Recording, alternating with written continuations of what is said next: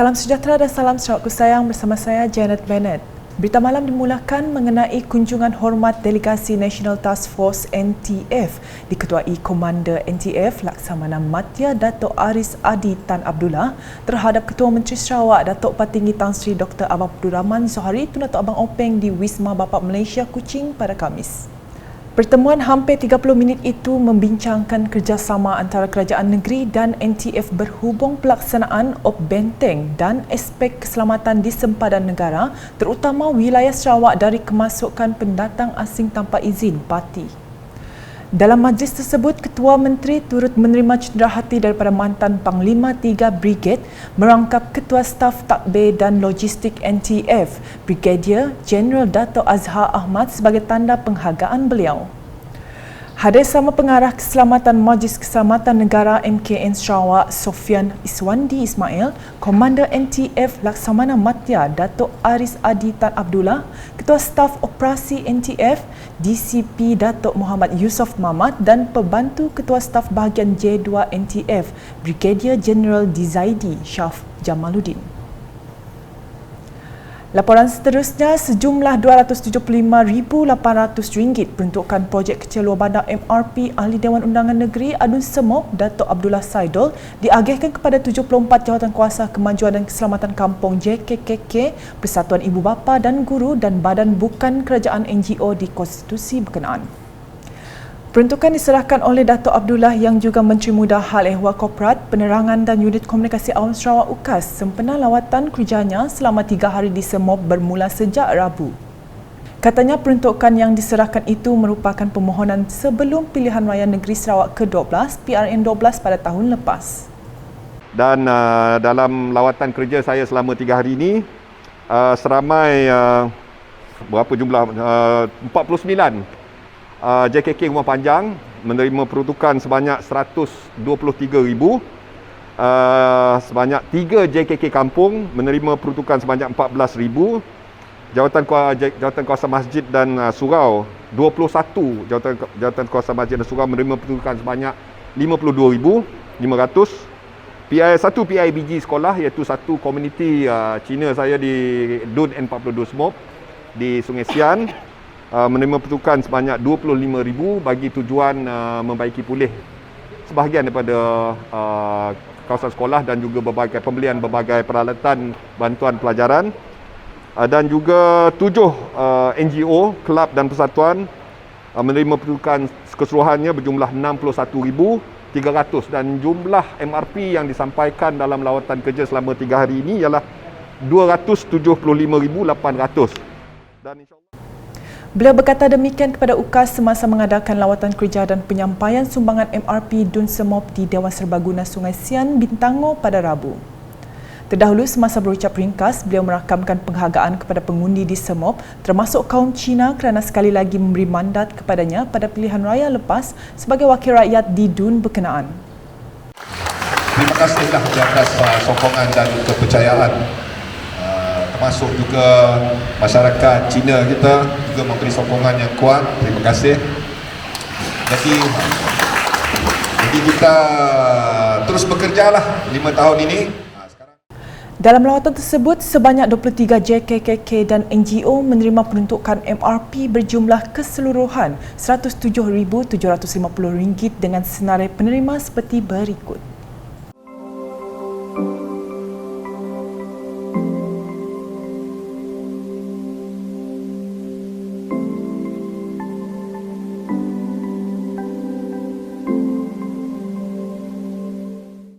Selanjutnya mengenai sebanyak 138 bot disediakan sebagai persiapan menghadapi kemungkinan banjir di 28 buah kampung di kawasan Dewan Undangan Negeri Dun Demak Laut.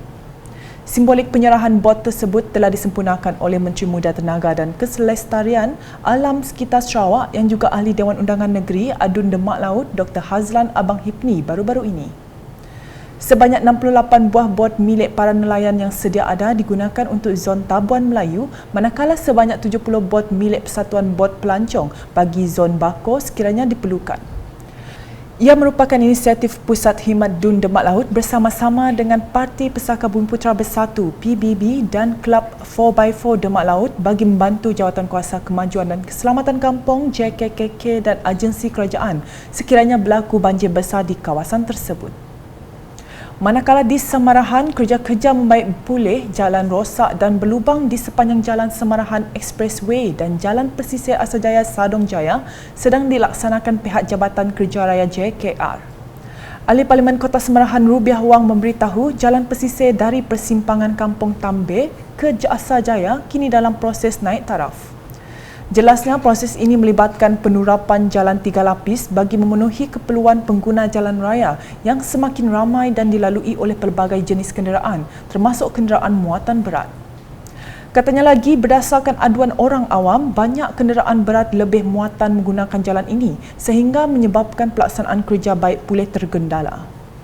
Justru tambah Rubiah, pihaknya merancang untuk meminta Jabatan Pengangkutan Jalan JPJ, Polis Diraja Malaysia PDRM dan pihak berkuasa tempatan BBT menggandakan penguatkuasaan terhadap kenderaan melebihi muatan yang kerap menggunakan jalan tersebut.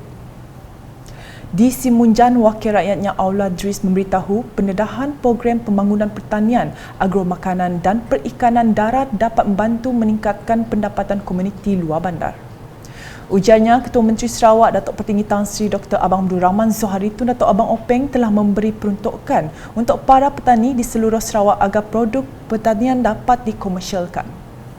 Kita di Sarawak amat beruntung dan amat berkuat di mana Ketua Menteri kita menekankan khususnya memberi peruntukan yang banyak untuk petani-petani di Semarahan, khasnya di seluruh Sarawak agar pertanian ini dapat diwujudkan sebagai bukan sahaja untuk main-main, bahkan ia dapat dikomersialkan di mana makanan memang setiap hari kita perlukan, di mana ianya amat diperlukan oleh seluruh manusia yang hidup, di mana setiap manusia memerlukan makanan sayuran dan makanan seperti ikan dan ternak.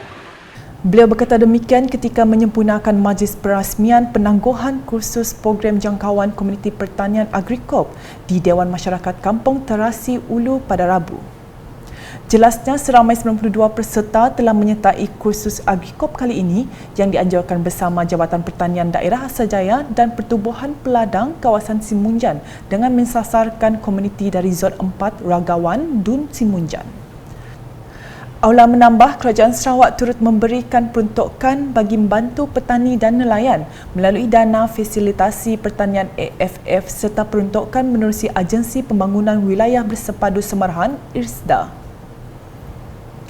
Ke perkembangan berikut, rakyat di negeri ini masih mengamalkan sikap berhati-hati terhadap wabak COVID-19 meskipun Sarawak telah beralih ke Pelan Pemulihan Negara PPN Fasa 4. Ini dilihat apabila kebanyakan premis makanan masih kurang sambutan pada waktu puncak sehingga sekarang. Tinjauan Unit Komunikasi Awam Sarawak di Medan Selera di Kuching pada Khamis mendapati kebanyakan pelanggan memilih untuk membeli makanan bungkus. Bagaimanapun, ada yang memilih untuk makan di premis berkenaan namun dengan pematuhan prosedur operasi standard SOP yang sangat ketat. Walau apapun pilihan pelanggan, apa yang mustahak sektor perniagaan tempatan kembali rancak setelah terjejas hampir 2 tahun akibat musuh tidak kelihatan itu. Namun tak kala kehidupan kembali seperti setia kala, janganlah kita kembali alpa hingga menggadai semula kebebasan yang kita nikmati ketika ini. Seterusnya, perpaduan rakyat pelbagai kaum di negeri ini merupakan tunjang kestabilan dan keamanan di Sarawak selama ini. Tinjauan yang dilakukan UKAS mendapati masyarakat majmuk di negeri ini terus memelihara perpaduan dan keamanan sekaligus merangsang pembangunan dan kemajuan sosio-ekonomi Sarawak. Menurut Navin Singh, beliau bersyukur kerana perpaduan dan keharmonian di negeri ini sangat teguh meskipun hidup dalam pelbagai bangsa dan agama. Kami syukur perpaduan dan keharmonian di negeri Sarawak sangat teguh walaupun berbilang bangsa dan agama. Kami orang boleh duduk semeja makan bersama and pola aktiviti bersama walaupun berbeza agama dan bangsa. Bagi Muhammad Nazrin pula, rakyat di Sarawak sangat istimewa kerana sentiasa memahami antara satu sama lain. Bila isu perkauman si berlakunya seakan-akan meruntuhkan keakraban kami orang. Semua yang dah terjalin lama, kami orang semua pun saling memahami dan menghormati satu sama lain walaupun dengan agama dan bangsa yang berbeza. Sekian edisi malam bersama saya Janet Bennett. Berita lebih lanjut boleh didapati di semua platform media sosial UKAS termasuk portal ukas.sarawak.gov.my dan UKAS Channel di YouTube. Sentiasa waspada di mana jua anda berada, lindungi diri, lindungi semua. Salam UKAS.